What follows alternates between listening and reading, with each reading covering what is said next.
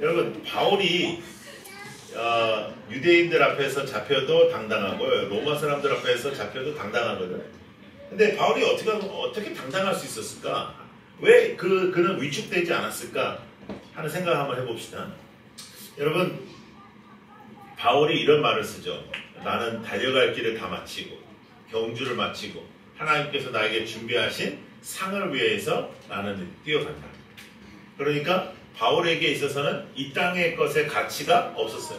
그러니까 이 사람의 가치는 천국에 있었고 천국에서도 그냥 천국에 들어가는 것이 목표가 아니라 하나님께서 우리에게 준비하신 상을 위하여 달려가는 것이었어요.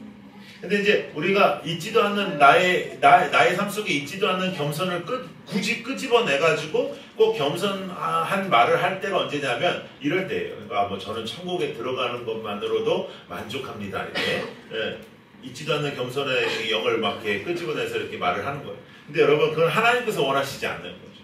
하나님께서 원하시는 것은 우리가 상을 향해 달려가는 거예요.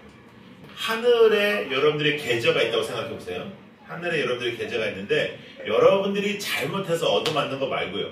그러니까 여러분들이 잘못하고 여러분들이 죄를 지어서 나타나는 고통은 고통이라고 하지 않고요. 그거는 죄의 결과라고 하는 거예요.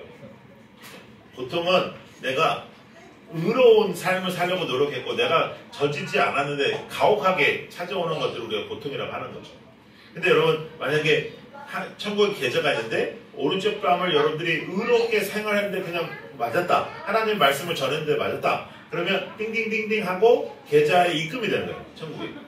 하늘에도 여러분들의 계좌가 있는데 여러분들이 고통 속에 거룩한 옷을 입고 여러분들이 그 고통 속에도 하나님의 살아계심을 체험하는 삶을 살면 그 계좌에 입금이 된다고 생각해 보세요. 오른쪽 뺨을 맞으면 왼쪽 뺨을 왜 낼 수 있냐? 올라가니까 입금이 되니까. 하늘의 가치를 알지 못하면 절대로 하나님께서 원하시는 구별된 삶을 살 수가 없어요. 거룩이라는 것은 구별된다는 것이에요. 눈에 띈다는 거예요. 하나님께서 바라시는 삶을 살면 이 땅에 눈에 띄어요. 그러니까 절대로 이 땅에서 여러분들이 전도자로 뭐 사내 안 사내 그런 이슈가 없는 이유가 뭐냐면 여러분들이 구별돼서 살면 여러분들의 인생 속에 벌써 전도자의 인생이 이루어지는 거예요. 왜냐하면 다르니까.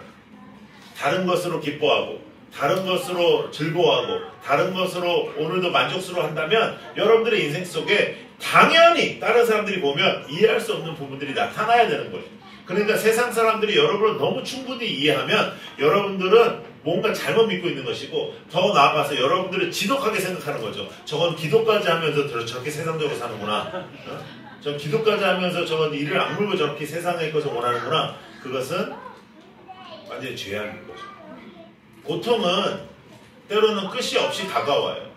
끝이 보이면 그렇게 고통스럽지 않거든요. 끝이 보이는 순간 고통은 만만해지고 그런데 끝이 안 보이는 고통이 나에게도 찾아오고 나에게만 오는 것 같은 고통도 있어요. 다른 사람에게는 전혀 오지 않는 것 같은데 왜 굳이 나에게만 이렇게 고통이 오나 하는 그런 때도 있어요. 그런데 그때 우리는 무엇을 생각한다고요? 천국과 천국에서 준비하신 하나님의 상급을 생각하는 거죠. 사도 바울은요 고통 당하다가 순교해요. 목이 베어서 순교해요. 이 세상의 가치로는 이거는 최악이죠. 근데 하나님의 눈으로 보면 천국의 가치로 보면 이거보다 더 놀라운 일은 없는 것이고 아마도 우리가 천국에 가면 몇 사람은 두드러지게 나타날 텐데 그 중에 한 사람은 사도 바울일 거예요. 피해갈 길도 하나님이 주신다는 건 절대 잊지 마세요. 그러나 때로는 하나님이 주시지 않는 피해갈 길을 요구하지 말고 그 고통 속에서 거룩한 옷을 입는 시간과 내 안에 이미 존재하신 하나님의 놀라운 살아계심을 경험하는 시간이 되게 해달라고 기도해봐요. 그럼 우리의 신앙이 좀 달라지지 않겠습니까? 하나님께서 원하시는 신앙을 하나님의 살아계심이 임재되는 신앙이 이루어지지 않겠습니까?